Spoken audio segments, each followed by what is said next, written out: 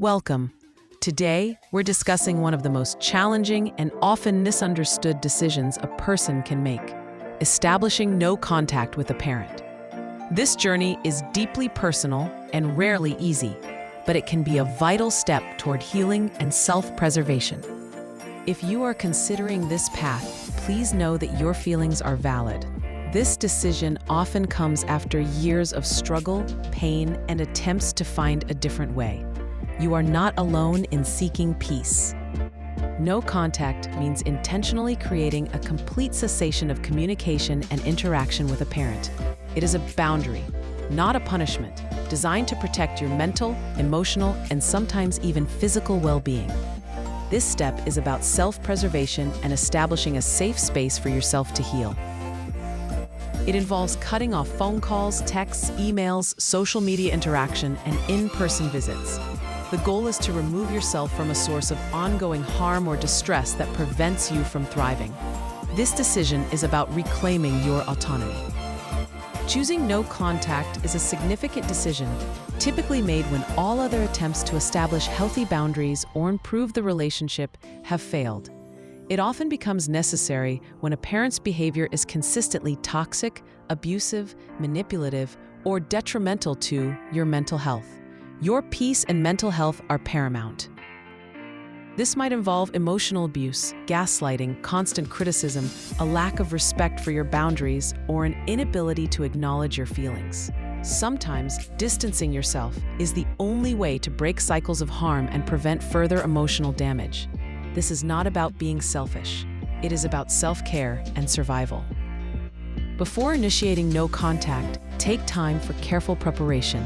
Reflect deeply on your reasons and solidify your resolve. Understand that this decision is for your well-being, regardless of how others may react or interpret it. Seek support from a trusted therapist, friend, or support group. They can help you process your emotions, validate your experiences, and strengthen your resolve. This preparation is crucial for navigating the emotional weight of this step. Consider the practical implications as well. If you share finances, housing, or care responsibilities, plan how to disentangle these aspects. Having a clear plan can reduce anxiety and potential complications. When you decide to communicate your decision, your message should be clear, concise, and firm. Focus on your feelings and needs using I statements.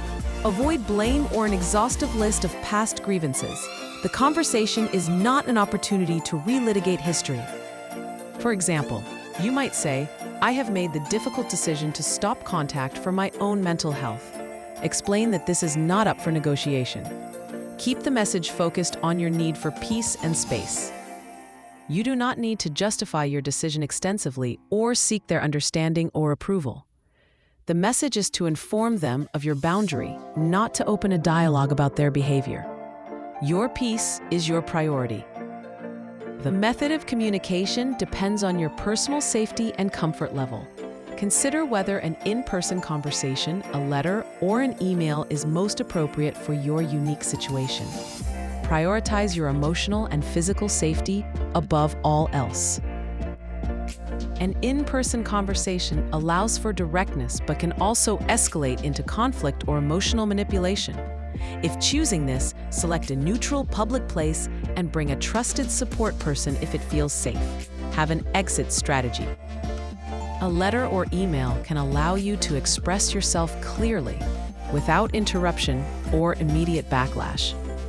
This provides a record of your communication and gives you control over the message. It can be a powerful tool for clarity.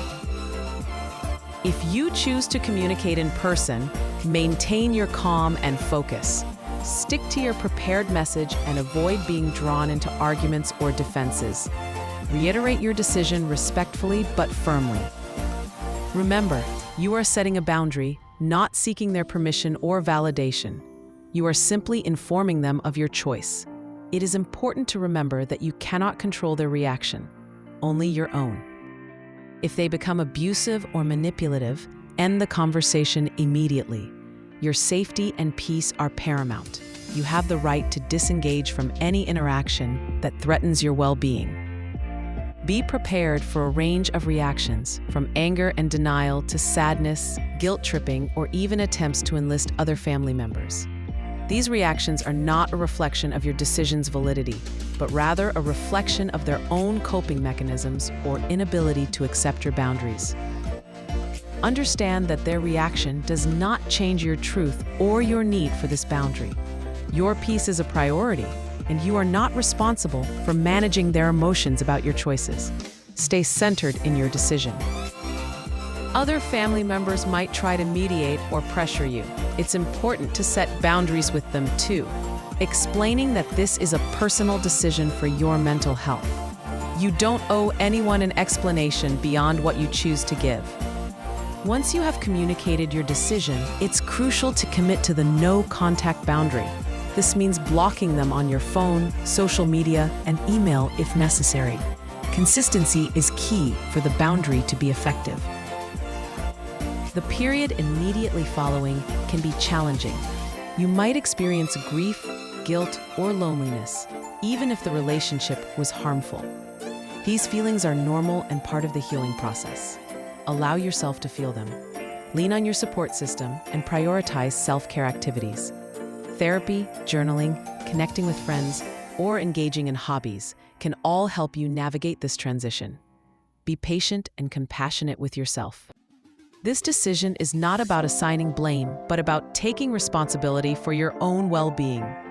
It is a recognition that some relationships, no matter how deeply rooted, can be too damaging to maintain without severe personal cost.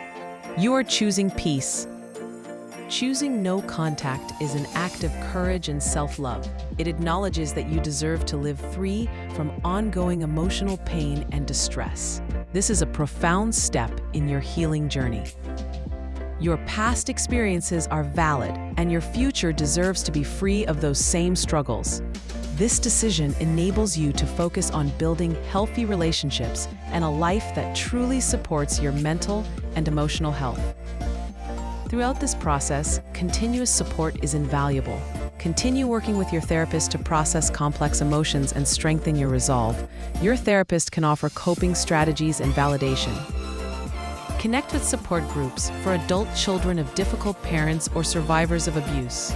Sharing experiences with others who understand can reduce feelings of isolation and provide immense comfort. You are not alone. Cultivate a strong, chosen family. Friends and mentors who uplift and respect you. These relationships will provide the love and affirmation you need as you navigate this new chapter. Surround yourself with kindness. Making the decision to go no contact with a parent is incredibly difficult, but it can be a profoundly empowering act of self-care. It marks a brave step toward honoring your needs and prioritizing your mental and emotional well-being. Remember, you are worthy of peace, respect, and healthy relationships. This journey is about reclaiming your life and building a future where you feel safe, loved, and whole. Be kind to yourself every step of the way.